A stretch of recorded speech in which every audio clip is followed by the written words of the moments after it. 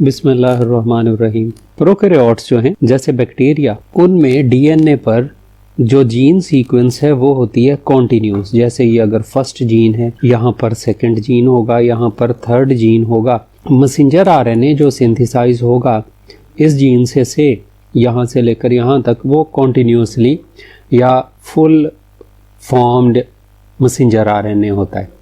जबकि यूकैरियोट्स में जो डीएनए है उस पर जीन की जो सीक्वेंस है या जीन्स जो हैं they are not present continuously. हो सकता है एक ही जीन का एक पोर्शन जो है इतना कर वो यहाँ मौजूद हो और अगला पोर्शन उसी जीन का इसी डीएनए स्ट्रैंड पर थोड़ा आगे या कहीं और मौजूद हो। दरमियान में ये कोई ऐसा रीजन भी प्रेजेंट होता है जहां जीन की सीक्वेंस नहीं लिखी हुई होती। तो मैसेंजर आरएनए की जो सिंथेसिस होती है वो होती है कॉन्टिन्यूस। वो यहाँ से स्टार्ट होगा, यहाँ तक जाएगा। उसने पूरे जीन को उसमें कोडिंग रीजन और नॉन कोडिंग रीजन दोनों को ही कॉपी कर लेना है। मैसेंजर आरएनए पर इतने पोर्शन पर और इतने पोर्शन पर, ये जिसे हमने 1 और 3 रिप्रेजेंट किया है, यहाँ पर तो है कोडिंग रीजन या जिससे प्रोटीन बननी है, और ये जो सेकंड रीजन है ये से नॉन कोडिंग रीजन है। तो यूकैरियोट्स में वो वाले रीजन जो जीन का पार्ट हैं डीएनए पर that are called as exons, और ये जो नॉन कोडिंग रीजन होते हैं जो दरमियान में इंटरप्ट होते हैं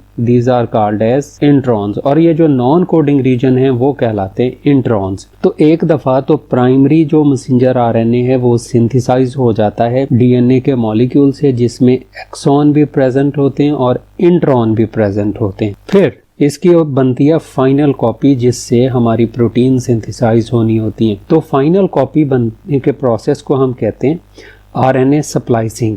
आरएनए स्प्लाइसिंग ऐसा प्रोसेस है जिसमें जो इंट्रॉन्स हैं वो रिमूव हो जाते हैं और सिर्फ एक्सॉन्स जो हैं वो एक दूसरे के साथ अटैच हो जाते हैं, जिससे फाइनल कॉपी जो है वो बन जाती है आरएनए की। जैसे ये एक्सॉन एक और दरमियान में से इंट्रॉन्स जो हैं वो रिमूव हो जाते हैं। तो precise removal of intron sequence and joining the ends of neighbouring exon is called as splicing.